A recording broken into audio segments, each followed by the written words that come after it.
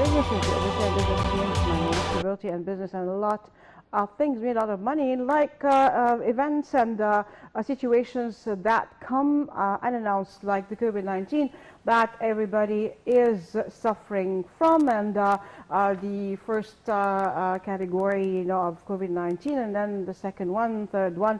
We're living that, and we have to just to live with it until a further notice. And a lot is happening. Economies in some countries are just really suffering very much. Tourism definitely. Egypt is working very hard to come out of this situation almost unscathed, but of course things are just affected, like tourism. And we have with us our guest that will be first expanding on the issue and a lot more. We have with us Dr. Rania Zahran, Professor of Tourism Development. Welcome with us. Thank you. Dr. Heba Zahran. Dr. Heba Zahran, definitely. We are going to be expanding on a lot of issues, what's happening nowadays. But first we're going to go for a short break, after which we'll be coming back. Stay tuned to us. Don't go away.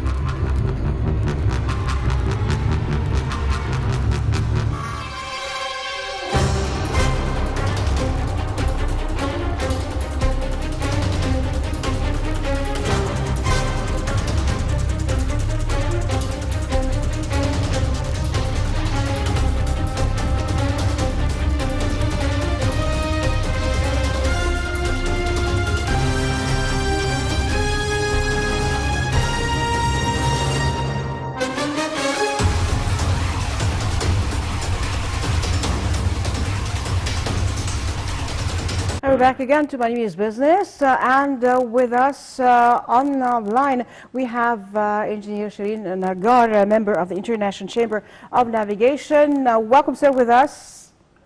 Good evening to you. Good evening, sir. A lot has been happening recently, actually, in waterways and the navigation world, and especially, of course, the Suez Canal. Would you please expand, on what's going on, the latest in the Suez Canal? Well, the Suez Canal has certainly shown a very big achievement by refloating that huge ship in record time, and the ship has been refloated completely intact, without need to discharge any cargo, and without causing any damage to the hull or to the rudder or the propeller, which in itself is an achievement. And I feel that the Suez Canal Authority has been doing an excellent job, although they have been regretfully undermined by certain authorities worldwide, that they have been claiming that if it is not because of their planning, the Suez Canal Authority would never have been able to refloat the ship. I dare say, and I confirm and reassure that everything, planning, equipment, everything was done to refloat the ship by Egyptians, 100% Egyptians, and we should all be very proud of what the Suez Canal has achieved in refloating that ship. Definitely, we're very proud of it, but as you said, some are just trying to undermine that, and as usual, trying to just, give the those who have certain agendas in order to spread rumors or just tell lies, unfortunately. But, everybody knows, this is, with this problem finished very fast when it was supposed to be taking some time, and as we heard that the ships waiting for passage were from Egypt to India, just waiting for passage, and everybody passed and everything went right. No, the transits are going normal. The Suez Canal Authority has been able to resume complete normal transit traffic without any problem inside 4 days after the refloating of the ship. And that was an achievement in itself. The Suez Canal Authority is offering very good service, in fact professional service, and the actual grounding of the Suez Canal, the Evergreen, was definitely not for the blame of any party within Egypt, quite to the contrary. I mean, the ship has 2 pilots on board and 1 on each wing, and if one pilot has made a mistake, if we assume that pilots have made a mistake, then the other pilot on the other wing will definitely alert him, and the other way around. And if both make mistakes, it is the captain who is ultimately responsible. He should have corrected the mistakes immediately. But it seems from the analysis so far that ship is actually the fault was of that ship, not of the canal. To give you another example, a few days ago, a massive 150,000 tonner ran aground in the Suez Canal, and she had engine problems, she had engine failure, and she ran aground in the Suez Canal, and inside 1 hour she was refloated and towed to the Bitter Lakes for repair, which means that the Suez Canal Authority are very much alert, and they are very much on the ball, and they are acting and immediately taking corrective measures if something goes wrong. Definitely. We heard also, that this, that ship, has problems, had problems in different countries, not only, in Egypt here, to refloat it, and all the problems that happened with it here. It's not the first time it causes problems. Yes, this ship already had a problem once before, not so long ago, and it was in a European port. I'd rather refrain from mentioning the name of the port, but she caused quite a significant interruption to the traffic in that very busy European port. And exactly the same reason also is the rudder system seems to be faulty. Yes, yes. But now, I think, that are they supposed now to pay the indemnities for the time they lost and the problems that they caused? No, sorry, can you please repeat the question? We have a bad line. Well, after, causing that problem and then, keeping, blocking the waterway, are now they supposed to be paying indemnities for that? Yes, there are several insurance bodies involved there. Of course, there is the Protection and Indemnity Class, and there is the Halal Machinery Insurance, and of course there are a lot of parties involved. There is a committee which is negotiating with the Suez Canal Authority at the moment, and I think they will probably eventually reach a solution. Well, they have to reach a solution. I mean, there is the Suez Canal Authority is claiming a certain amount of money, and of course the insurance are trying to reduce their losses to the best of their ability, so they are not quite willing to pay the amount of money that the Suez Canal Authority is paying.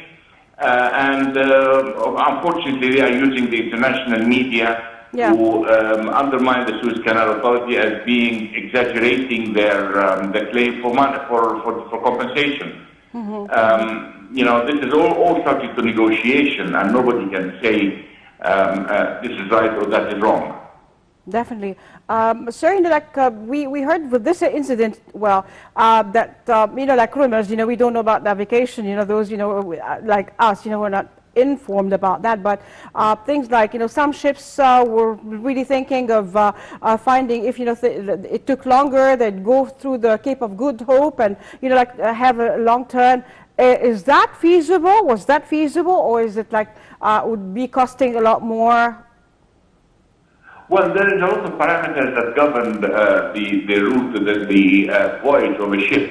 I mean, if in a volatile market and in a hot market like there is today, it is much more economical for any ship to go through the Suez Canal and take the shortcut, because the turnover of the vessel will be much better and they will be able to perform more than one voyage. The rates are pretty high on the container side at the moment. In fact, they are on a record high at the moment. And this also applies to bulk carriers for a while. So it is not really a matter of what is cheaper and what is not cheaper. Fuel oil prices or bunker fuel prices are on the increase. So the higher they get, the more costly it is to operate a ship on a daily basis, which makes, of course, the saving to the Suez Canal much more economical. Besides, the Suez Canal itself is offering a lot of incentives for ships going long haul and making the route around the Cape. They will offer them good incentives to come and use the Suez Canal. So it's from both sides, actually. Thank you very much, Engineer Srinagar, for being with us. I have a very happy Ramadan. We're back again, and let me first congratulate Egyptians, all in all, not only Christians.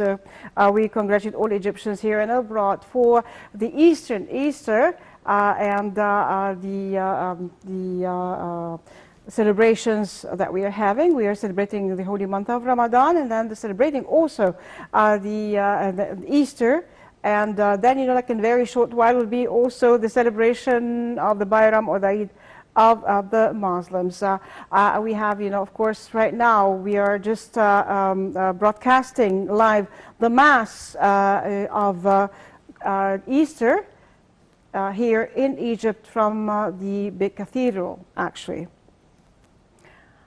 And we're back again with our guest, Dr. Heba Zahran, and we have a lot to talk about. Actually, you know, like, well, you know, there's some, you know, like, issues like, not some issues, a very grave issue like the COVID-19 pandemic is affecting everybody internationally, but Egypt is working very hard round the clock in order to come with the minimal well, bad points, let's say, you know, or you know, scars from that, or mostly unscathed out of it, economically speaking. But then, of course, you know, the first segment that is always affected in any situation is tourism. Yes. So what's the situation right now? But we heard and we see, you know, even in the old quarters, you know, some tourists that are in Egypt here.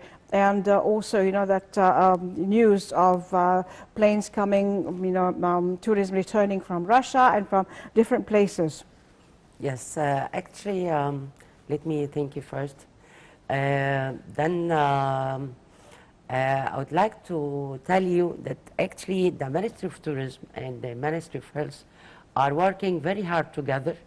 Now we're having a big campaign focusing on the workers and laborers and the people who are working in our industry, the travel and tourism industry in Egypt. Actually, this campaign is focused to vaccine all workers within the industry, which is, that means that we are very careful to get ready and to cover our human resources within the industry away of the COVID-19 in order to be ready for the big issue now we are waiting, that the Russian flights are coming back very soon to Egypt. So actually we are working very hard to cover this side, healthy-wise. Also, meanwhile, worldwide, the international travel organizations and associations, they decide that every traveler or tourist have to take the vaccine before traveling to another, from country to another, which is, that means that very soon we will success to not to completely control the COVID-19, but at least we minimize the cases. Definitely. So Yeah. right now, the vaccine has to be taken by anybody who's traveling. Yeah, Otherwise, actually, it's not going to be accepted in some countries, or he has to have, like tests, that show, that he's not affected by COVID-19. yes, actually we are expecting this announced to be from the whole countries worldwide. Because this is the only way to ensure the reducing of the COVID-19 distribution. Definitely. The arrangements that are taken in like now, for the coming back of Russian tourism, Russian flights, actually. What happened, and in order, what's before what? I mean, we see tourists here, but maybe with other flights, but the Russian flights, what's going on? Well, actually, our president, let me tell you first that the initiative came from our president, Fattah Sisi, during the politics and the telephone call between our president and the Russian president. They focused to discuss the returning of the Russian flights and the travel and tourism back to Egypt. Actually, we were lucky because now we know that there is an issue between Russian and Turkey, politics issues, and this take them to stop the flights to Turkey from the travel and tourism point of view. So this is the time for Russian to come back to Egypt. Actually, they were waiting, even Russian people, they were waiting for a lot of years, dreaming to start again coming and traveling to Egypt. Some of them, they were travel to Egypt through Ukraine or through Turkey or another destinations. So now, there is Egyptian and Russian committee that are working very hard in order to announce, finally mid-May, they will announce the exact date of the flights back to Egypt, and mainly back to the destinations such as Sharm el-Sheikh and Hurghada. So we're waiting for this committee announcement in mid of May, this May, inshallah, and we hope to hear what we're looking for. Yeah, well, they come, there are new places, they used to go to, well, it's in Sharm el-Sheikh or, Hurghada. One is for the Germans, most, there's like a colony of Germans, the other is a colony of Russians, Sharm el-Sheikh. Also, there is Marsa Alam, and we've got also the, the North Coast, and, like from here and there, we do have like different now opening. What is more now important for them? Are they coming back like they did for Sharm el-Sheikh, or are they going for Marsa Alam, or are they going for the North Coast, or how is it? Because, well, there's a variety of beaches. It's very good question. Thank you very much for this question. Actually, I can tell you that we are sure that the Russian traveler or tourist who's coming back is totally different from the category that came back before. They came back. But they used to, like live actually in Sharm el-Sheikh even. Yeah, many of them, some of them are still there. Yeah, actually, and a lot of them, they're still living. Exactly. Now, those people did not go anywhere. They don't want to go back to their countries even, That means that they feel here more safe. They feel even more safe away from COVID-19. In another destinations, it's really was safe very there, hard. definitely, So we are very safe comparing to other countries, actually. But still, the Russian people before they were actually adoring to go for the cities, which they can have leisure, beach, water, sun, but now after what we did actually during the ceremony of transferring the mummies, they shows everybody worldwide that a lot of concern, they have to think about it to visit here in Egypt. Egypt not only for having fun or having leisure or holidays on the cities on the beach or countries on the destinations on the beaches. No, the historical side and historical places, they deserved now from everybody to focus on and visit it. So actually, I just came back from Aswan. I surprised that a lot of Russian people, I start to see it in Aswan as a Although, you know, like, destination. it was very good weather, suddenly the last 2 days it's hot. It's very in the hot. morning. It was Yeah, very hot definitely. actually. But a lot of Italian travelers, a lot of Russian travelers in Aswan. Aswan as a destination was a bit far off the Russian market or Italian market. Yeah. It's more likely for the French and British travelers. Which is, those people are more focused on the historical places and they adore to visit these places. So what we have seen now that for sure we're gonna see another or a different client from Russian people that are coming back, which we remember that this client, I can say 15 years ago, they were coming to Egypt every year. And suddenly they disappeared. They went to another destinations, such as Dubai,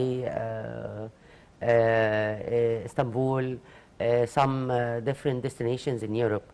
But this kind of, or this quality of guest, which we call it A and A plus guest, coming back very soon to Egypt. Yeah. So we are getting ready now to receive that to receive type of tourism. That type of Yes, tourist. the A class, And the A plus class. exactly, and giving them the quality of service and quality of Services that they servicing, need. yes. Yeah, yeah. They And they need require. and they expect. Exactly, but what you like that, you know, well, you know, of course, you know, definitely there are services, you know, like A plus, but you know, like some, you know, need the A plus, A plus plus, and they are going to be paying for that. What would they require that tranche of Okay. category of visitors? Well, actually, this category of guest or traveler, they're usually looking for the very high quality of service, very high quality of environment Yeah. around them. Yeah. They need to feel secure. They need to feel the destination, the image of the destination. They like to have visiting the places in very luxury service and such as things like that.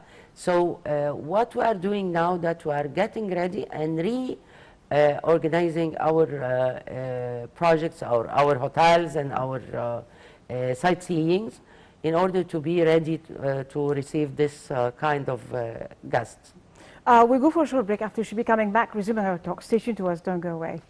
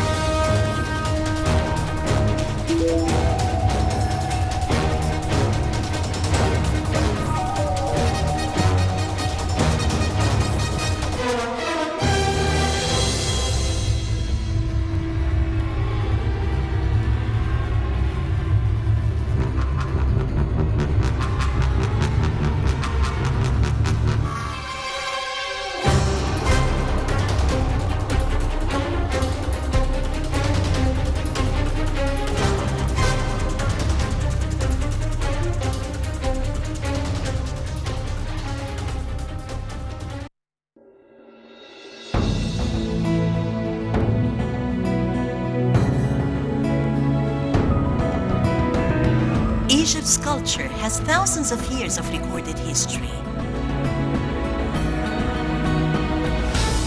In every major city, you'll find traditions that remain from the time of the pharaohs. Cruising on the Nile, Ramadan in Egypt, Eid, and also shopping. All have a different flavor. Explore Egypt on Nile TV International. We're back again to Money Means Business with Dr. Hiba. Dr. Hiba, now, well, there are prices and there are prices. There are different types of tourism, and you know, like different classes actually that come here. Should we have, hotels and places that cater to every taste and to every, let's say, the luxury and in like medium range, less, well, this is, what we should be doing, or should we only cater to a certain class, the upper, the A++, the special class? Some places, some countries cater, like we went to Tanzania. They have, super beautiful hotels that, when you go there, you pay, like they cater to only a certain class, which is good.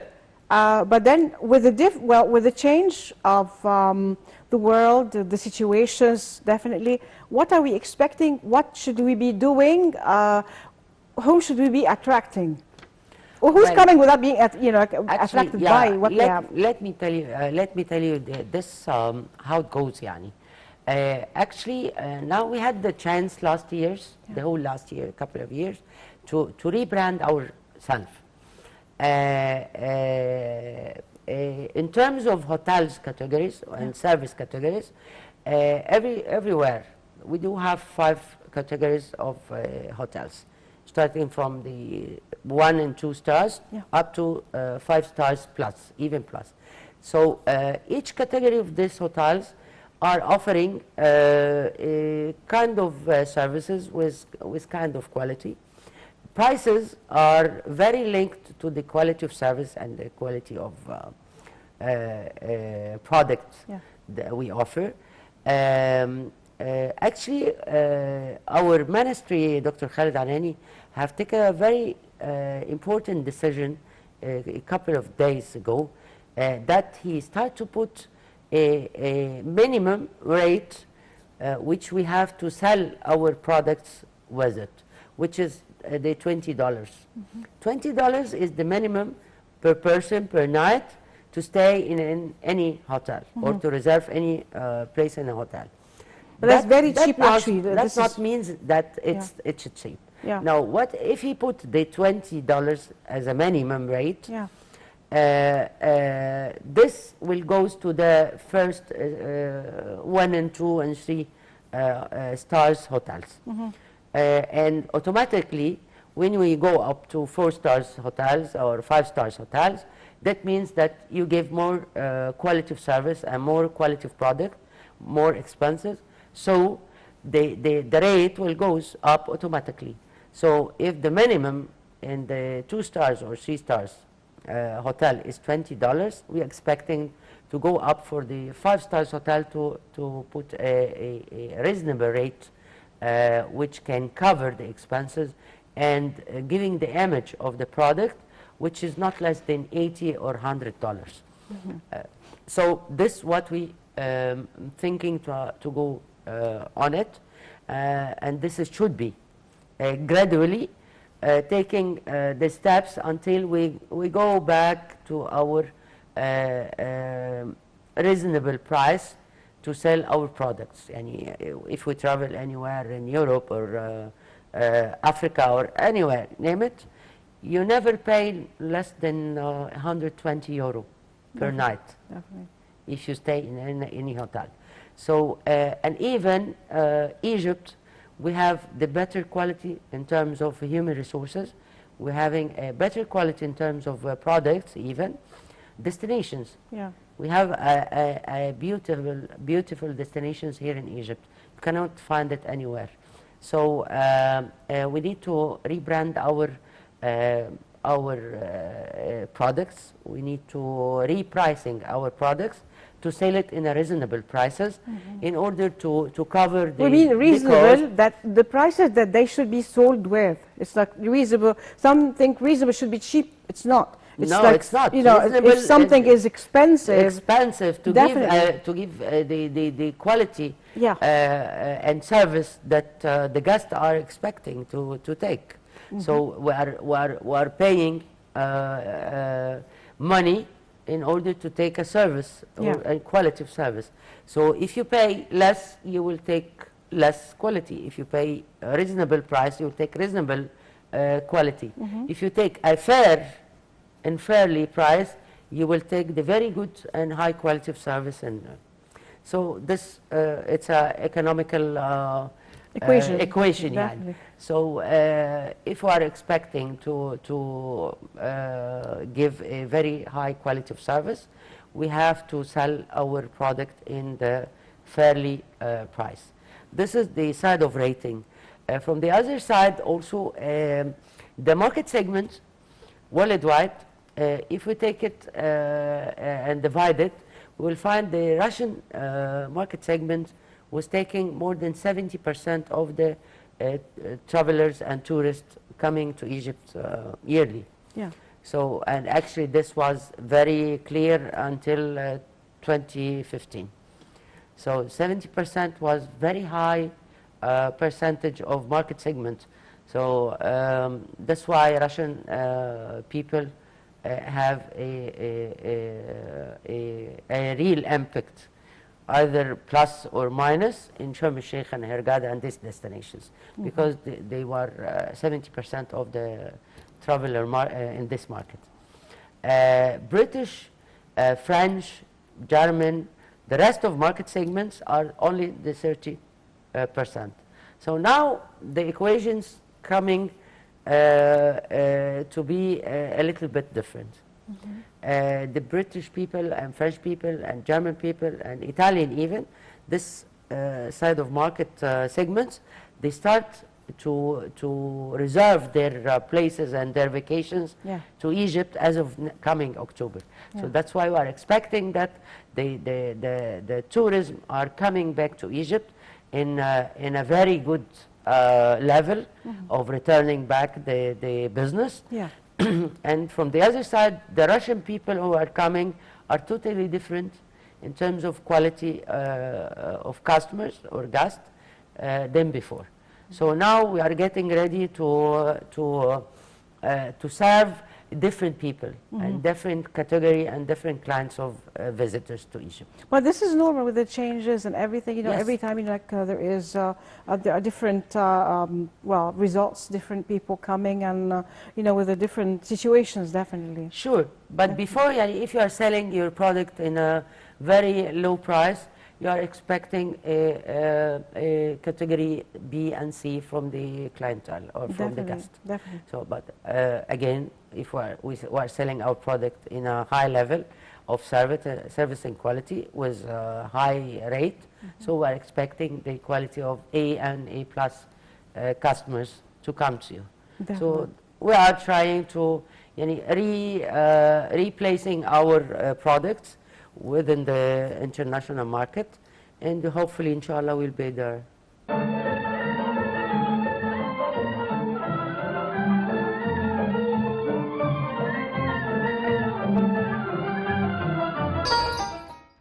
How is it with the internet and booking through the internet right away to come? What about travel agents, the travel companies? How things function right now with the change in everything happening? Well, actually, the technology and the online booking is becoming the first choice for the guests worldwide, even internationally. Due to the situations, due to COVID-19, everybody now start to even customize their tour to any destination through the mobile application. So you are customizing your trip, which airways you would use, which hotel you prefer, in which destination, and you select the prices. So you customize the full tour for yourself. Yes. You make your vacation through your mobile application. So technology and the online and the internet using for the customer will come to be the first choice and number one. So that's why the whole tour operators and travel agency worldwide, they start to focus on having a proper website with booking engine, with link, with a lot of providers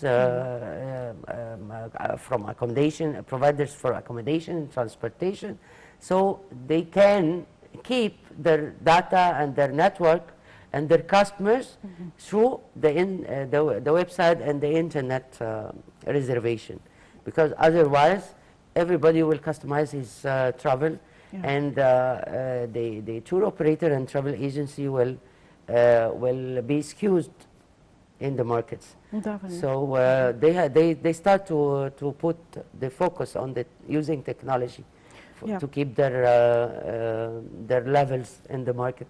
But what we knew before is that certain travel companies, when they offer tours, or they come, some orders come to them from other companies abroad that they put certain places to visit. Let's say the Egyptian Museum, the pyramids, a third place, the Sphinx. There are a lot of other places to visit, but then they make it this way, and then the tourist doesn't know anything about the other places, and it just passes like this. Now, what is the situation? With it, we have myriads and myriads. How do we put those places in the market in order for those who design their own travel week or their own holidays come like to the other places that we have? Again, this should be through the technology, using the technology and the internet technology. Yeah. Well, actually, the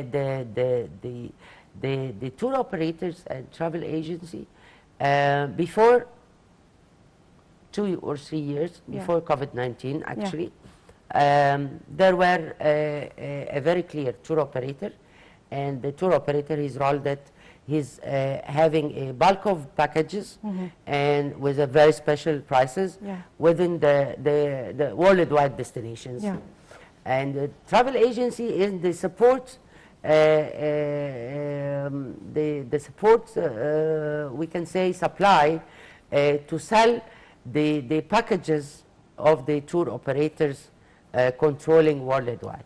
Now they became a bit different. Tour operators, they start to divide themselves to a very specialized tour operators. And we can find now tour operators very specialized in safari trip.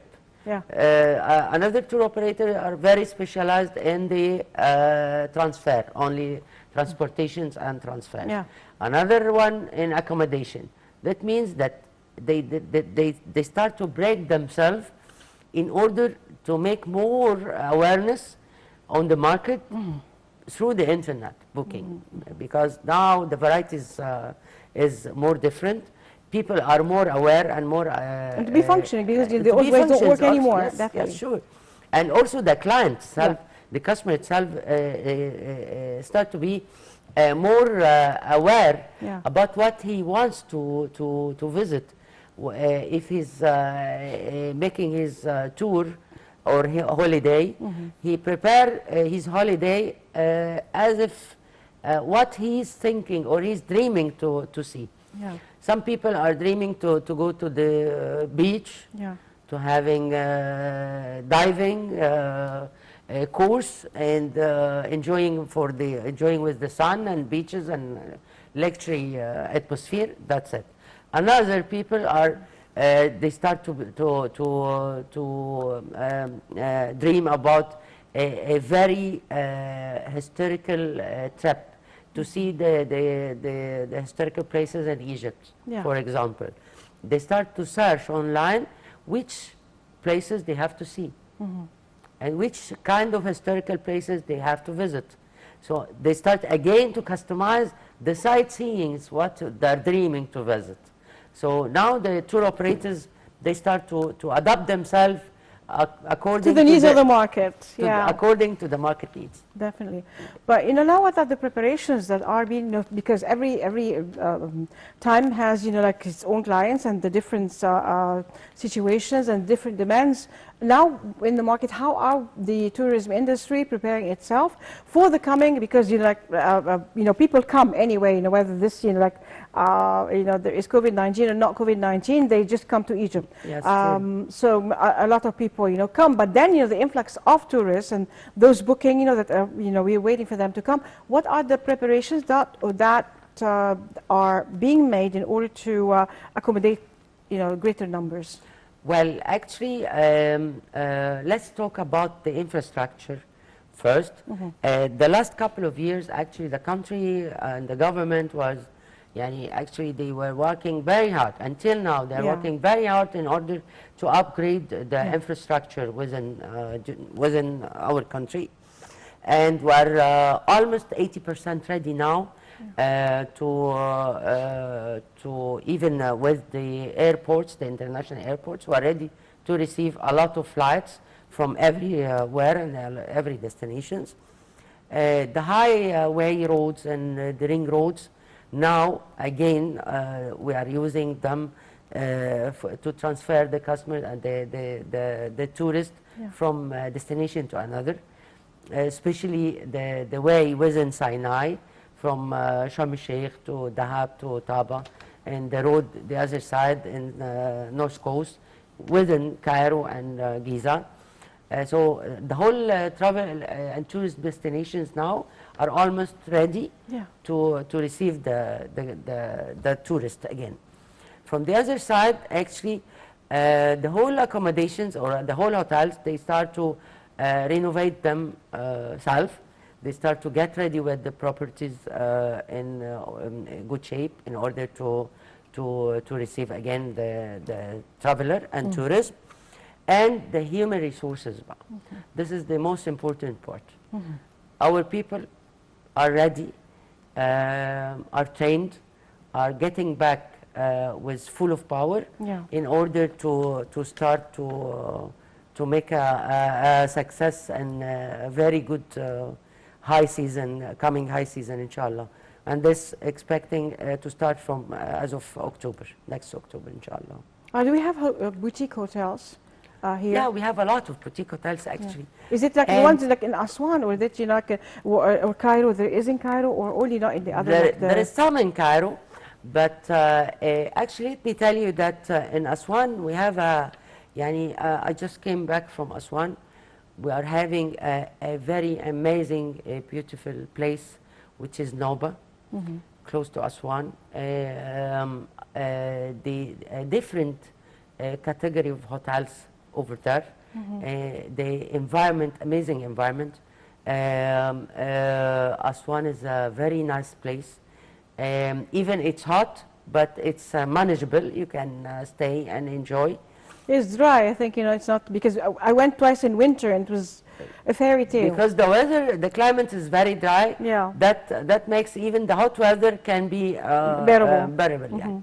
So Luxor and Aswan, of course, are places full of boutique hotels. Yeah. Noba now are actually a destination coming very soon, a booming destination, I can tell you, with the eco-lodges and environment hotels and boutique hotels over there. The place over there full of power, full of energy.